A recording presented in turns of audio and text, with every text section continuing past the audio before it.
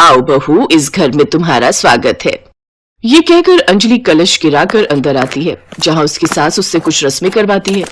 सारी रस्में होने के बाद अविनाश बेटा जा, बहू को कमरे में ले जा, वो भी थक गई होगी ना। जाओ बहू, अब आराम कर लो, बाकी की रस्में कल हो जाएंगी। इतने दूर की बारात थी तो थक गई होगी ना, ले जा इसे बेटा। जी माँ। अविनाश अंजलि के साथ कमरे में जाता है, जहाँ थकान के चलते वो लोग जल्दी ही सो जाते हैं। फिर आधी रात को अचानक अंजलि ठंड के मारे कांपने लगती है। ये क्या हो रहा है? इस ठंड में तो मेरी कुल्फी जम जाएगी, लेकिन ये अचानक मुझे इतनी ठंड क्यों लग रही है? कहीं कोई खिड़की दरवाजा तो नहीं खुला? अंजलि उठकर सारे खिड़की दरवाजे देखती है तो वो बंद होते हैं। तभी उसकी नजर ऊपर लगे एसी पर जाती है, जो कि ऑन था। हे भगवान, ये ठंड के मौसम में एसी किसने चला दिया? क्या हुआ अंजलि, क्यों आधी रात को बड़बड़ा रही हो? चलो सो जाओ। अविनाश देखो तो, ना जाने किसने अपना ये एसी ऑन कर दिया है। ये तो मैंने ऑन किया है। मुझे ठंड के मौसम में भी एसी चलाकर सोने की आदत है, और अब तुम भी ये आदत डाल लो। चलो अब सो जाओ। ठंड में कपकपाते हुए जैसे तैसे अंजलि सो जाती है। अगली सुबह गर्मा गर्म अदरक वाली चाय बनाकर वो अपनी सास ससुर के कमरे में ले जाती है, जहाँ उसके सास ससुर भी एसी चलाकर सो रहे थे। लगता है इन सबका मानसिक संतुलन हिला हुआ है, जो इतनी ठंड में भी ये एसी चलाकर सोए पड़े हैं। अंजलि अपने सास ससुर को चाय देकर कांपते हुए उस कमरे से बाहर लौट आती है। कितना ठंडा कमरा कर रखा है। कुछ देर बाद अंजलि अपनी पहली रसोई बनाकर सबको परोसती है। सभी लोग सर्दियों के गर्म कपड़ों में लिपटे हुए होते हैं, जिन्हें देख अंजलि कहती है, अगर आप लोगों को इतनी ठंड लगती है तो रात को एसी चलाकर क्यों सोते हो? क्योंकि बहू, हम सबको पूरा साल एसी में सोने की आदत है, फिर चाहे गर्मी हो या सर्दी या बरसात का कोई और मौसम, बिना एसी के हम सो नहीं सकते। मेरा शक सही था, इन सब का ऊपर वाला माला खाली है। लगता है या तो ये सब खानदानी हिले हुए या फिर नर्स के हाथ से पैदा होते हुए गिर गए होंगे। ऐसे ही कुछ दिन बीत जाते हैं। ठंड थी कि कम होने का नाम ही नहीं ले रही थी। बाहर लगातार कोहरा छाया हुआ था। धूप को निकले कई दिन जो हो गए थे। एक तो इस ठंड में मेरी कुल्फी जम गई है, ऊपर से इतने सारे बर्तन इकट्ठा हो गए। एक काम करती हूँ, अपनी ननद सुप्रिया को बोल देती हूँ मेरे साथ बर्तन धुलवाने में मेरी मदद करेगी। ये सोचकर वो अपनी ननद के कमरे में जाती है। सुप्रिया, आज गाजर का हलवा, पूड़ी, मटर पनीर, काफी पकवान बने थे तो कई सारे बर्तन हो गए। चलो ना, मेरे बर्तन धुलवाने में मदद कर दो। ना भाभी ना, इतनी ठंड में मैं तो पानी में हाथ नहीं डाल सकती। इतनी ठंड लग रही है तो फिर ये एसी चलाकर क्यों बैठी हो? ओफो, कितनी बार बताया आपको कि एसी के बिना हम नहीं रह सकते। अंजलि के ससुराल में सबको ठंड में भी एसी में रहने की आदत थी, लेकिन अगर वो गलती से किसी को भी काम के लिए बोल दे तो सभी ठंड के बहाने बना लेते थे। ना बहू ना, मुझसे ये सब्जी नहीं कटती। देख नहीं रही कितनी ठंड है, मुझसे तो रजाई से भी हाथ बाहर नहीं निकाला जा रहा। अच्छा ला, मुझे जरा एसी का रिमोट तो दे, एसी ऑन कर लूं। जी तो चाहता है आज की सब्जी में जहर मिलाकर इन सबको दे दूं। ठंड में एसी में पड़े रहना है, लेकिन काम के लिए बोलो तो सबको ठंड लगने लग जाती है। अब अंजलि खुद ही सारा दिन घर का काम करती रहती और रात को बिस्तर पर सोने जाओ तो एसी के कारण उसे ठीक से नींद नहीं आती। अविनाश जी, आप ये एसी बंद कर दीजिए ना, मुझसे ये एसी की ठंड अब बर्दाश्त नहीं होती।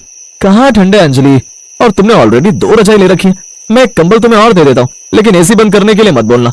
तुम तो दिन में भी आराम कर लोगी, लेकिन मुझे तो ऑफिस जाना है ना, मुझे ऐसे नींद नहीं आएगी बिना एसी के। अंजलि का पति उसकी एक नहीं सुनता, जिसका नतीजा ये हुआ कि अगले दिन से अंजलि को ढेर सारी छींकें आने लगी। वो लगातार छींकें मारती जा रही थी। बस अब बहुत हुआ, अब और नहीं। अगर मैंने इन लोगों को सबक नहीं सिखाया तो मेरा भरी जवानी में ही राम नाम सत्य हो जाएगा। बड़ा शौक है ना इन लोगों को ठंड में भी एसी चलाकर सोने का।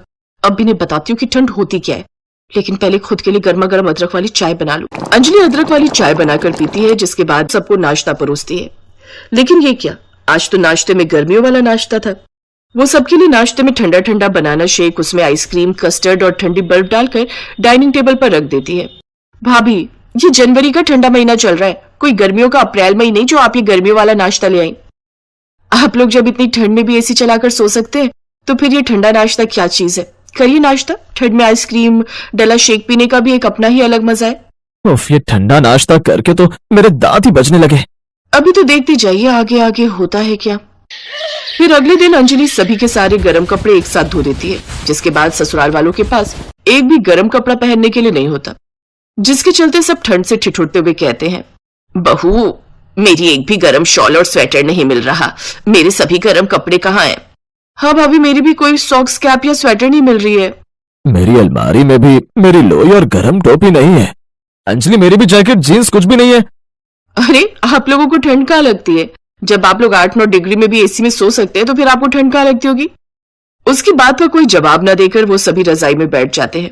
उधर अंजलि भी अपनी हरकतें जारी रखती है। वो घर का गीजर कनेक्शन भी काट देती है, जिससे अब सबको न चाहते हुए भी ठंडे पानी से ही नहाना पड़ता है। हे भगवान, ऑफिस के लिए लेट हो रहा है। ऐसा करता हूँ, अब जल्दी मैं ठंडे पानी से नहा लेता हूँ। अविनाश ठंडे पानी से ही नहा लेता है। मेरी तो समझ में नहीं आ रहा, सबका गीजर एक साथ कैसे खराब हो गया। ठंडा खाना खाने और ठंडे पानी से नहाने के कारण, साथ ही ठंडे एसी की हवा में सोने के कारण अब उन सबकी तबीयत काफी खराब रहने लगती है। अंजलि जल्दी से डॉक्टर को फोन करती है। इन सबकी बॉडी का टेम्परेचर तो काफी गिर चुका है। इन लोगों ने क्या कोई ठंडी चीज खाई थी? जल्दी से इन सबको अस्पताल में भर्ती करना होगा। डॉक्टर, ये लोग ठंड के इस मौसम में भी एसी चलाकर सोते हैं। ये लोग मेरी बात बिल्कुल नहीं सुनते। क्या एसी? आप सब लोगों का दिमाग खराब तो नहीं हो गया? आप सबकी बॉडी का टेम्परेचर फ्रीज होने की कगार पर है। आप सबको गर्माहट की काफी जरूरत है, साथ में मेडिसिन की भी। अगर आप लोग एक और बार एसी में सोए तो फिर कभी उठ नहीं पाएंगे। उन सबको जल्दी से अस्पताल ले जाकर आईसीयू में एडमिट कर दिया जाता है। 2-3 दिन हॉस्पिटल में रखने के बाद उनको डिस्चार्ज कर दिया जाता है। घर आते ही अविनाश सबसे पहले एसी का तार निकाल देता है। अरे, ये क्या कर रहे हैं आप? ऐसे तो एसी चलेगा ही नहीं। हाँ तो हम लोग पागल थोड़ी ना है जो एसी ठंडी के मौसम में भी चलाकर सोएंगे। हम लोगों को मरना थोड़ी है। बिल्कुल ठीक कह रहा है बेटा। अब एसी चलेगा तो सिर्फ गर्मियों में, सर्दियों में नहीं। निकाल बेटा, सभी एसी के तार निकाल दे। अंजलि अब मन ही मन खुश थी कि कम से कम अब उन सबकी ठंड में एसी में सोने की आदत तो छूटी।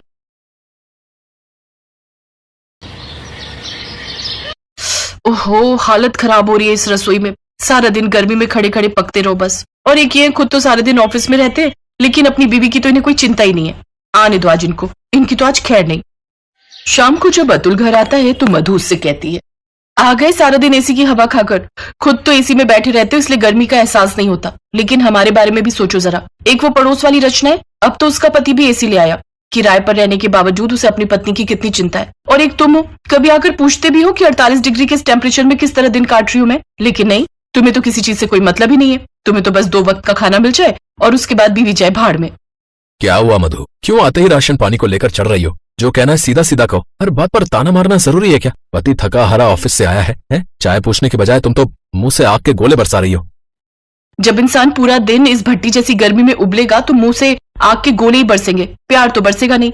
और अगर आप चाहते हो कि जब आप शाम को घर आओ तो बीवी आपसे मीठी मीठी बातें बोले, तो उसके लिए पहले कमरे में एक एसी लगवा दो। एसी में मूड ठंडा रहेगा, तभी तो बीवी अच्छी अच्छी बातें करेगी। काम करते करते कमर टूट जाती है, और जब 2 घड़ी आराम करने का मन करता है ना, तो इस गर्म पंखे की हवा मुंह पर लू के थपेड़ों की तरह पड़ती है। तो पड़ोस के रचना के घर एसी की हवा खाने चली जाया करो। ये बोलते हुए बिल्कुल भी शर्म नहीं आती ना आपको? खुद तो एसी लगवाने से रहे, ऊपर से मुझे उल्टी पट्टी पढ़ा रहे हो। मुझे कुछ नहीं पता, मुझे अपने घर में अपने कमरे में एसी चाहिए, समझे? अपनी पत्नी की जिद के आगे अतुल की एक न चली, और वो एक 1.5 टन का स्प्लिट एसी लाकर अपने कमरे में टांग देता है, जिसे देख उसकी माँ रत्ना बोली, ये देखो, ये हैं कलयुग के श्रवण कुमार।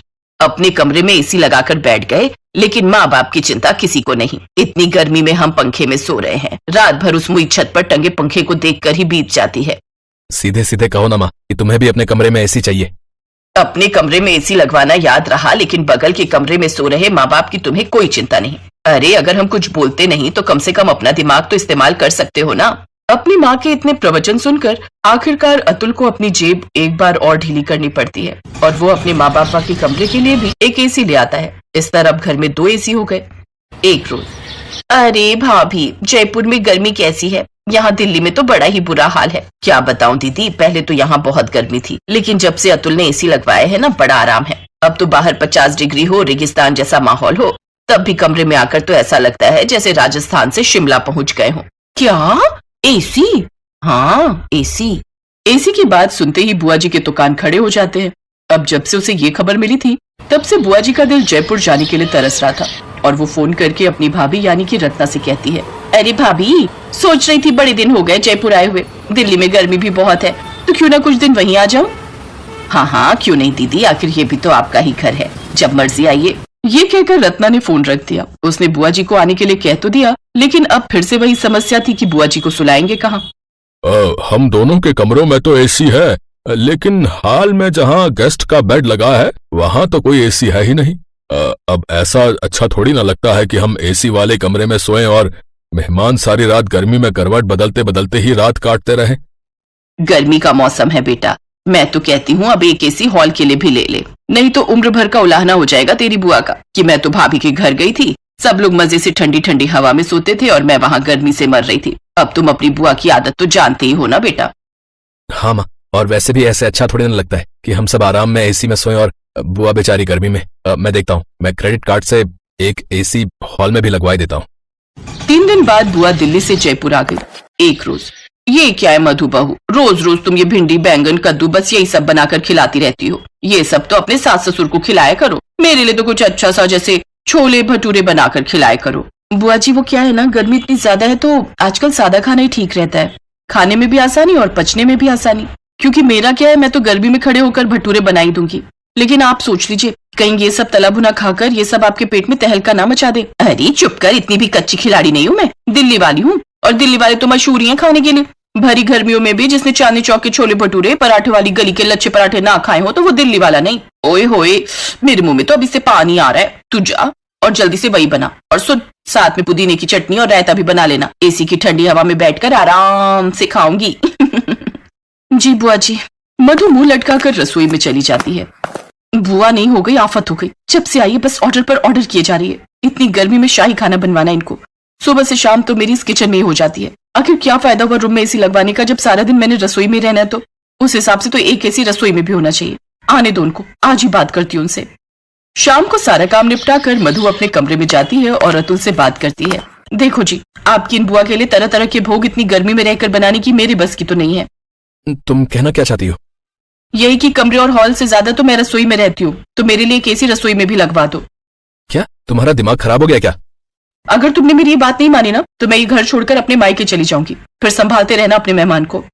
उफ़, ये माँ भी ना, जब खुद खाना बनाती थी तो बुआ को 2 दिन से ज्यादा टिकने नहीं देती थी, लेकिन अब बहू आ गई खाना बनाने के लिए तो उन्हें गप्पे लड़ाने के लिए रोक लेती है। अब अतुल के पास कोई चारा नहीं था और हार थक कर उसे किचन में 1 टन का एसी लगवाना ही पड़ा।